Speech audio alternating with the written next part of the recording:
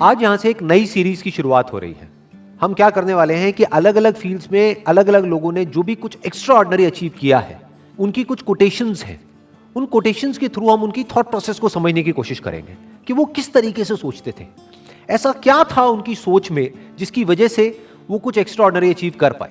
तो आज शुरुआत होने वाली है एल्बर्ट आइंस्टाइन से। लेकिन अगर आप लोग जो मुझे अभी वीडियो में देख रहे हैं, आप चाहते हैं कि कोई पर्टिकुलर पर्सन है जिनकी कोटेशंस की हम डेप्थ में जाएं और उनकी थॉट प्रोसेस को समझने की कोशिश करें, तो आप नीचे कमेंट सेक्शन में बता सकते हैं और मेरे आने वाले सेशंस में मैं एक एक करके उनको कवर करता चला जाऊंगा। तो जो पहली कोटेशन है एल्बर्ट आइंस्टाइन की, वो है everybody is a genius, but if you जज a fish by its ability to climb a tree, it will live its whole life believing that it is stupid. बड़ी पावरफुल स्टेटमेंट है ये, इसको ध्यान से समझने की कोशिश करते हैं कि अगर कोई और उस फिश को जज करे तो कोई प्रॉब्लम नहीं है, तो इसका मतलब वो बेवकूफ है। यानी कि अगर दुनिया आपको जज करे तो कोई प्रॉब्लम नहीं है, इसका मतलब दुनिया बेवकूफ है। बट अगर वो मछली खुद अपने आप को जज करने लग जाए इस बेस पे कि देखो मैं पेड़ पर नहीं चढ़ सकती तो मैं बेवकूफ हूं, तो वो बेवकूफ है। हर एक की कोई ना कोई एबिलिटी होती है। जैसे सचिन तेंदुलकर है, उनकी अपनी एक एबिलिटी है। एल्बर्ट आइंस्टाइन है, उनकी अपनी एक एबिलिटी है। अगर एल्बर्ट आइंस्टाइन को बैट दे दिया जाए तो वो कैसे लगेंगे? लोग हंसेंगे। या अकाउंट्स में डाल दिया जाता तो क्या होता? जबरदस्ती उनको चार्टर्ड अकाउंटेंट बना दिया जाता तो क्या होता? क्या वो कभी भी ऐसा कुछ अचीव कर पाते जो उन्होंने अचीव किया? No doubt he was a genius. But वो जीनियस क्यों थे? क्योंकि उन्होंने वही किया जो उनकी नेचुरल इंक्लिनेशन थी। जैसे कि एक मछली है, अगर उसको बोला जाए कि पानी में तैरो, तो वो पानी में बहुत तरीके से तैर सकती है। ऐसा कुछ कर सकती है कि जो देखने वाले हैं दे विल बी मेस्मराइज्ड। वो कहेंगे कि यार ये कैसे हो सकता है? जिसको पानी के अंदर तैरना नहीं आता है और वो उसको देखेगा मछली को, तो वो क्या कहेगा? ये मछली जीनियस है। तो इस तरह से पहले हमको समझना पड़ेगा कि हमारा पर्सनैलिटी टाइप क्या है, और जब हम अच्छे तरीके से समझ जाएंगे और फिर एक्ट करेंगे, then sky is the limit. फिर सबके अंदर एक जीनियस है, फिर सब जीनियस है। Next quote is, education is not the learning of facts but the training of the mind to think. क्यों कहा जा रहा है ये? देखो क्या कमाल की बात इन्होंने कही है। बल्कि जिस वक्त इन्होंने कही थी उस वक्त कंप्यूटर्स इतने ज्यादा डेवलप नहीं हुए थे, इंटरनेट इतना ज्यादा पेनिट्रेट नहीं हुआ था, फिर भी वो देख पा रहे थे कि फ्यूचर में क्या होने वाला है। उसके बेस पर ये स्टेटमेंट उन्होंने दी है। क्यों एजुकेशन में लर्निंग ऑफ फैक्ट्स इंपॉर्टेंट नहीं है? क्योंकि आज की डेट में अगर बात करी जाए तो जो फैक्ट्स हैं या जो नॉलेज है वो तो एक क्लिक ऑफ बटन पे अवेलेबल है। मतलब अगर एजुकेशन का मतलब यही है कि स्कूल जाओ, कॉलेज जाओ और जो बुक्स में लिखा है उसको रट लो और अपने यहां पर फीड कर लो, तो इसकी जरूरत क्या है? वो तो ऑलरेडी मोबाइल में है। जो बुक्स में लिखा है अगर उसको आपने रट भी लिया और यहां पर फीड भी कर लिया, तो अगर उसको रिट्रीव करना है तो कैसे करोगे? अपने आप से एक क्वेश्चन पूछना पड़ेगा, तभी तो वो याद आएगा और आप बोल दोगे। बट यही काम अब अगर क्वेश्चन पूछ करके ही आंसर आना है, तो वो क्वेश्चन तो आप यहां पर भी पूछ सकते हो मोबाइल में। आप इससे पूछोगे, हाँ भैया बताओ ये क्या है, वो क्या है, इस क्वेश्चन का आंसर क्या है, तो ये मोबाइल ही दे देगा ना आपको आंसर। और जितनी मेमोरी इसके अंदर फीडेड है, जितनी नॉलेज एक मोबाइल के अंदर फीडेड है, जितनी नॉलेज गूगल में फीडेड है, क्या उतनी नॉलेज हम अपनी ब्रेन में फीड कर सकते हैं? तो हमारी ब्रेन, अगर हम एजुकेशन को सिर्फ इतना ही समझते हैं कि एजुकेशन का मतलब कि फैक्ट्स को यहां पर फीड कर दिया जाए, तो हमारी ब्रेन इससे बहुत पीछे ही रहेगी, चाहे हम जितना मर्जी डेवलप कर लें। तो वो एजुकेशन किसी काम की नहीं है। तो व्हाट इज रियल एजुकेशन, ये समझना बहुत जरूरी है।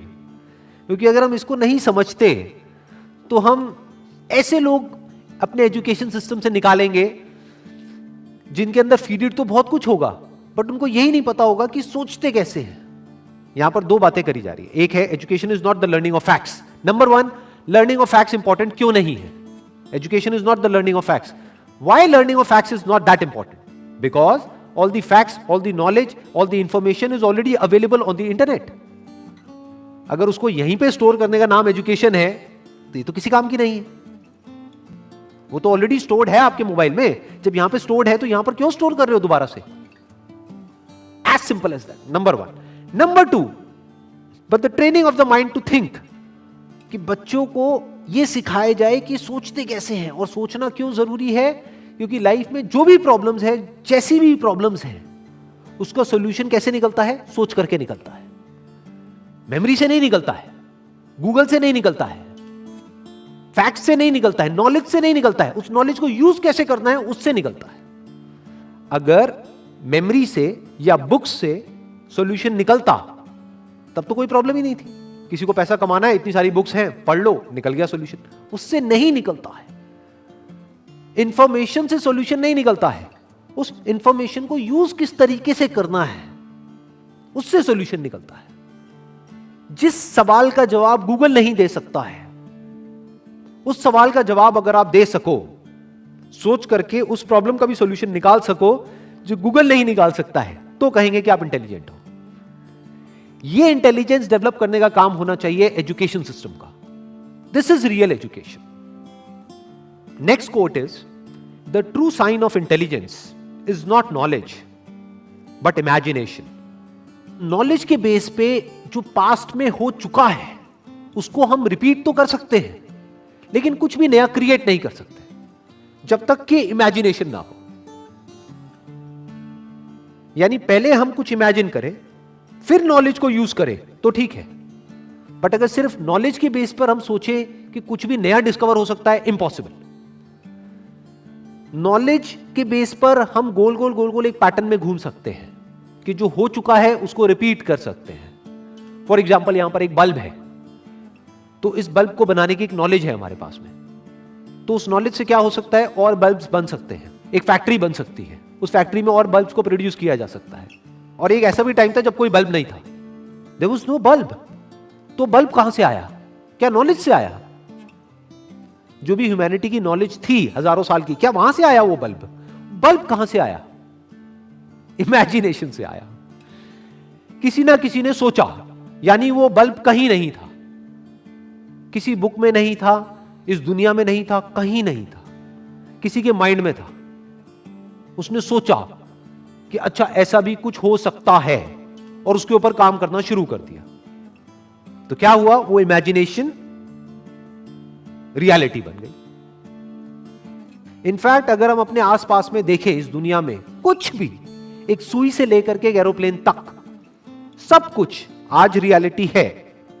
आज वो नॉलेज के फ्रेमवर्क में है। आज हमारे पास में नॉलेज है कि सुई कैसे बनानी है, एरोप्लेन कैसे बनाना है। We have knowledge of producing it, we have knowledge of running it, we have knowledge of creating it. But एक टाइम पे वो सब क्या था? वो इमेजिनेशन था, सब इमेजिनेशन था। जब इमेजिनेशन रियलिटी में कन्वर्ट हो जाती है तो वो नॉलेज हो जाती है, फिर उसको रिपीट किया जा सकता है। तो दैट इज कन्वीनियंट, बट वहां पर कुछ भी नया डिस्कवर नहीं हो सकता है। कुछ भी नया डिस्कवर करना है तो यू नीड इमेजिनेशन। जैसे एक तरफ से व्हील डिस्कवर हो गया, एक तरफ से लगेज डिस्कवर हो गया, अब यहां पर इमेजिनेशन की जरूरत है। क्या लगेज उठाने में दिक्कत आ रही है? व्हील है, व्हील लेकिन बड़ा है, तो अगर इस व्हील को छोटा कर दिया जाए और उस लगेज के नीचे फिट कर दिया जाए तो क्या होगा? ये इमेजिनेशन है। This is the difference between imagination and reality. यानी कि अगर इसको हम अपनी लाइफ से रिलेट करें तो जो भी हमारी जो करंट सिचुएशन है या जो भी कुछ आज तक हमारे साथ में हुआ है, वो सब क्या है? नॉलेज है, फैक्ट्स है। हो सकता है वो फैक्ट्स या जो हमारी रियलिटी है वो ये कह रही है कि हम लाइफ में कुछ कर ही नहीं सकते, बट इमेजिनेशन यहां पर क्या कर सकती है? इमेजिनेशन यहां पर अगर हमारे अंदर है तो हम इमेजिन कर सकते हैं कि फ्यूचर में इस रियलिटी को बदला जा सकता है। हम अपने लिए एक नया फ्यूचर इमेजिन कर सकते हैं based upon the resources that we have, based upon the knowledge that we have. उस नॉलेज को, उस इंफॉर्मेशन को, उन रिसोर्सेज को यूज करके हम अपनी इमेजिनेशन को सच कर सकते हैं। तो इसलिए कहा जा रहा है कि इमेजिनेशन इज रियल इंटेलिजेंस, क्योंकि नॉलेज को तो एक रोबोट भी रिपीट कर सकता है। तो रोबोट को हम आर्टिफिशियल इंटेलिजेंस तो कह सकते हैं, रियल इंटेलिजेंस नहीं कह सकते। यानी कि कोई प्रोडक्ट है, वो बनाना है, तो वो तो मशीन्स भी क्रिएट कर सकती है और करती ही है। एक रोबोट भी बना सकता है, लेकिन कुछ ऐसा है जो रोबोट नहीं कर सकता, जो हम ही कर सकते हैं। That is real intelligence, that is human intelligence. तो ये कुछ कोटेशंस थी एल्बर्ट आइंस्टाइन की, जिसको आज हमने डीपली समझने की कोशिश करी है। अगर इसके अलावा आप चाहते हैं कि कोई और पर्सन भी है जिन्होंने कुछ एक्स्ट्राऑर्डिनरी अचीव किया है किसी भी फील्ड में, और उनकी भी कोटेशंस की हम डेप्थ में जाएं, तो आप नीचे कमेंट सेक्शन में बता सकते हैं। तो मेरे आने वाले सेशंस में मैं एक एक करके उनको कवर करता चला जाऊंगा। Wish you all the very best. Thank you so much.